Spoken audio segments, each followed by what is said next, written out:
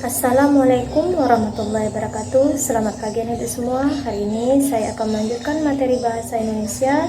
Namun sebelumnya marilah kita berdoa menurut agama masing-masing. Berdoa dimulai.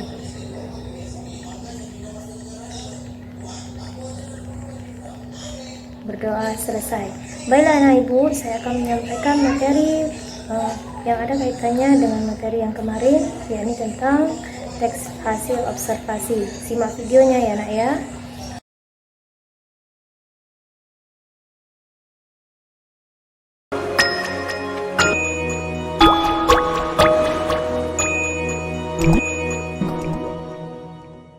Pada materi sebelumnya kita sudah bahas mengenai struktur dari teks hasil observasi.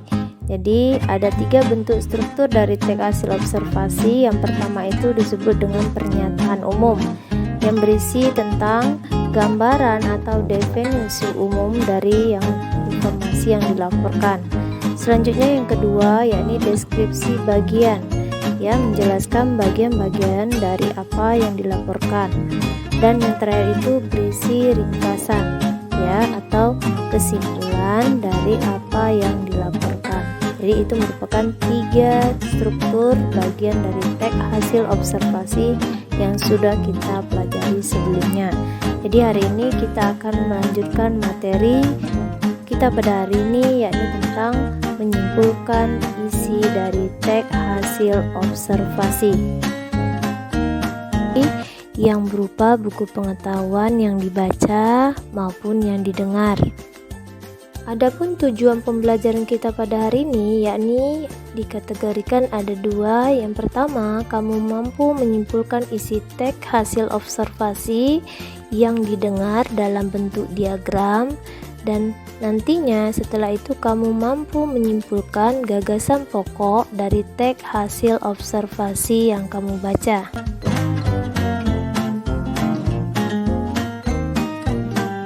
Selanjutnya kamu perhatikan teks ketiga yang ada di halaman 132.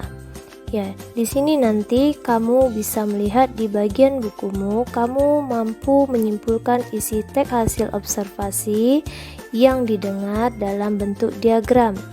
Jadi di sini kamu menyimpulkan isi teks hasil observasi ini, berarti kamu mencari informasi penting yang nantinya menjadi pengetahuan yang berguna buat kamu. Ya, jadi kamu perhatikan ya, dari bagian teks tersebut ya ada bentuk penjelasannya. Setelah kamu membaca dari bagian teks tersebut, tentunya kamu akan memperoleh berbagai informasi penting yang nantinya menjadi bahan pengetahuan kamu. Coba kamu perhatikan di bagian paragraf pertama. Di bagian paragraf pertama itu menyatakan bahwasannya ya ada informasi penting yang kita peroleh, bahwasannya manggis itu termasuk bagian jenis kokam, asam kandis dan juga asam glugur. Ya, jadi itu termasuk keluarga dari manggis. Itu informasi dari bagian paragraf pertama. Selanjutnya paragraf kedua, informasi penting yang bisa kita peroleh ya, bahwasannya di situ menyatakan tinggi pohon manggis itu rata-rata mencapai 6 sampai 25 meter. Dan juga daun manggisnya itu tebal serta lebar. Ya, itu informasi penting yang kamu bisa peroleh di paragraf kedua. Selanjutnya di paragraf ketiga, kamu bisa melihat ada 3 informasi penting yang kamu peroleh. Yang pertama itu, buah manggis itu disebut dengan bunga berumah 2. Oke. Selanjutnya yang kedua, buah manggis dihasilkan tanpa penyerbukan. Dan juga buahnya mempunyai 4-8 segmen, dan setiap segmen itu mengandung 1 bakal biji. Jadi itu informasi penting dari bagian paragraf ketiga. Selanjutnya di paragraf keempat menyatakan ya, kulit buah manggis itu ternyata sangat kaya akan antioksidan. terutama eksanton, tanin, asam fenolat maupun antosianin. Yaitu informasi penting yang kita peroleh di bagian paragraf keempat. Dan yang kita peroleh di paragraf kelima, informasi pentingnya yakni menyatakan bahwasannya manggis itu memiliki rasa manis dan bermanfaat untuk kesehatan. Jadi kesemuanya itu dari paragraf pertama hingga paragraf kelima, itulah informasi penting yang menjadi bahan pengetahuan kamu di bagian dari teks tersebut. Jadi dari bagian informasi penting yang kita peroleh dari paragraf 1 sampai paragraf 5 tadi bisa kita buat dalam bentuk diagram yang menjelaskan bagian-bagian yang terpenting dari masing-masing paragraf yang terdapat dalam teks tersebut. Setelah kamu belajar menyimpulkan isi teks hasil observasi yang didengar dalam bentuk diagram, selanjutnya kita akan belajar mampu menyimpulkan gagasan pokok teks hasil observasi. Bagaimana caranya? Oke, sekarang coba kamu lihat dan perhatikan bukumu. Sekarang coba kamu lihat buku paketmu yang ada di halaman 135 sampai dengan 136.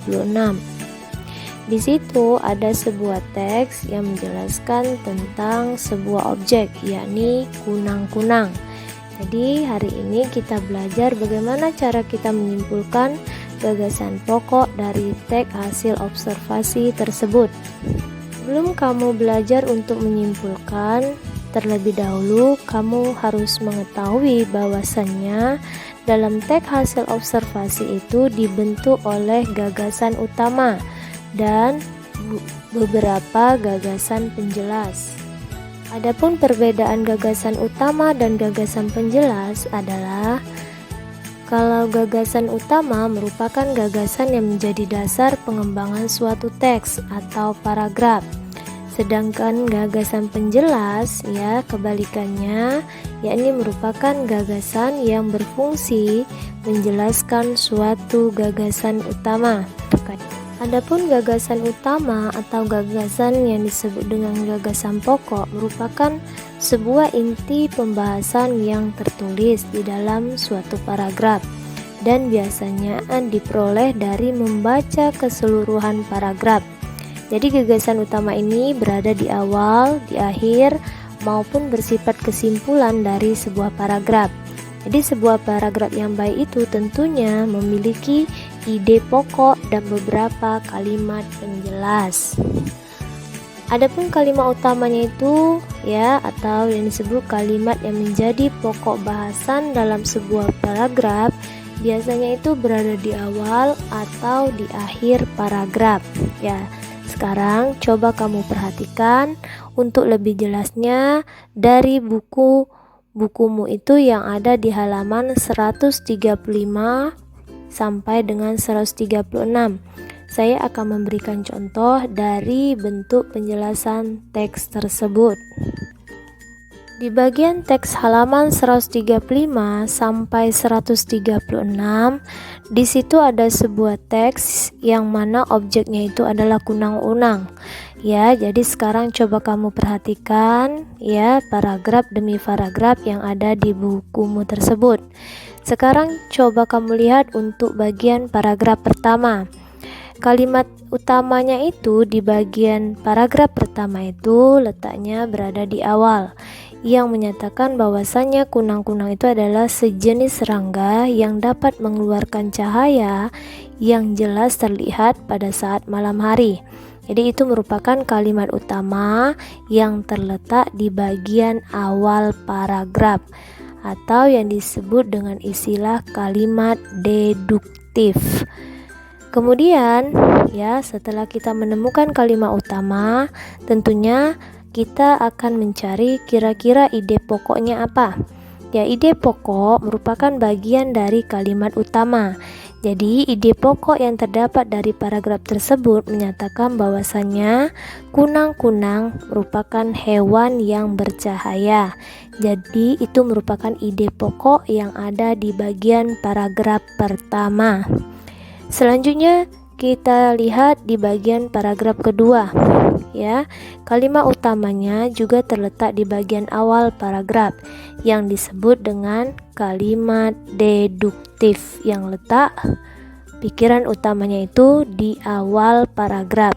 Ya, coba kamu perhatikan habitat kunang-kunang di tempat-tempat lembab seperti rawa-rawa dan daerah yang dipenuhi pepohonan.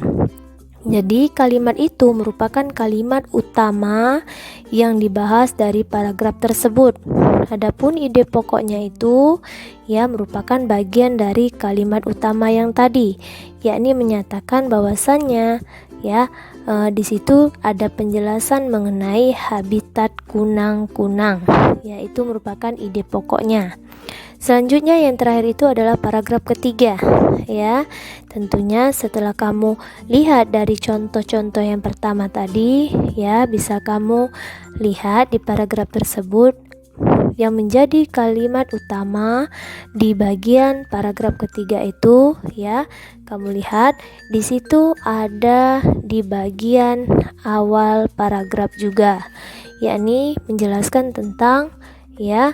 Kamu perhatikan seperti ciri-ciri serangga pada umumnya, badan kunang-kunang dibagi menjadi 3 bagian: kepala, toraks, dan perut atau abdomen.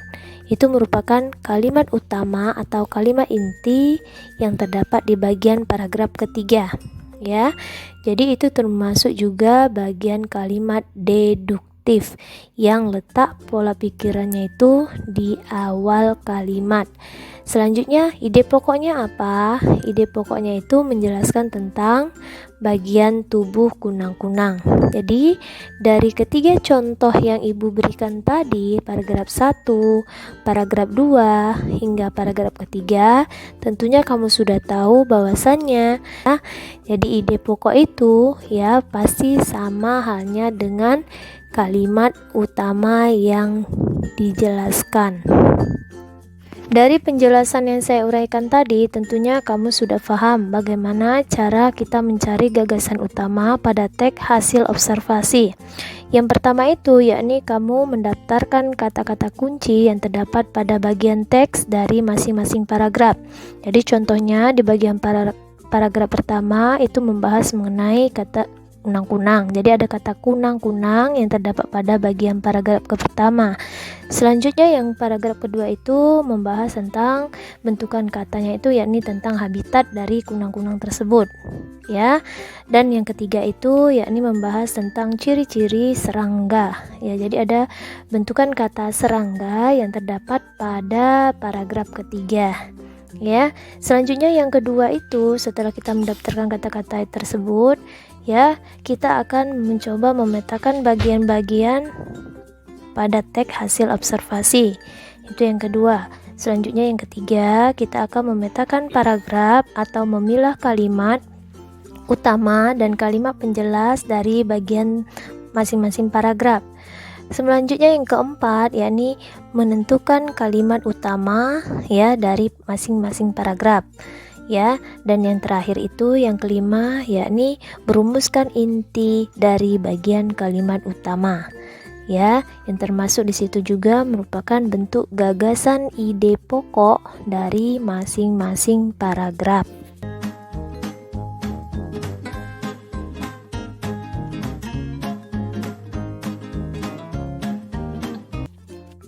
Adapun kesimpulan materi yang sudah saya sampaikan tadi, ya bahwasannya dalam menyimpulkan isi teks hasil observasi, seseorang akan menemukan informasi yang dapat menjadi pengetahuan yang berguna buat kita.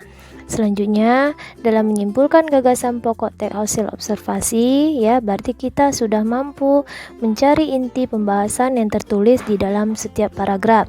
Dan biasanya diperoleh dari kegiatan membaca dari keseluruhan paragraf. Sekarang kamu kerjakan tugas yang ada di buku paketmu, latihan 1-1 bagian C dan D yang ada di halaman 134 bagian bawah ya, dan juga halaman 135 bagian atas.